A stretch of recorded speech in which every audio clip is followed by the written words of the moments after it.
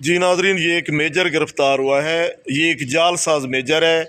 Major बनकर मुख्तलिफ सरकारी इदारों में जाता है और अपने हथकंडे इस्तेमाल करता है। तो इससे पहले ये डिस्ट्रिक्ट जेल बी डिवीज़न में भी गिरफ़्तार हो चुका है, KPK में, और अब ये नौशहरा पुलिस उसे गिरफ़्तार कर रही है।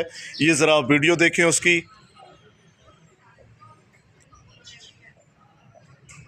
जाली मेजर की गिरफ़्तारी के मनाज़र देखें आप।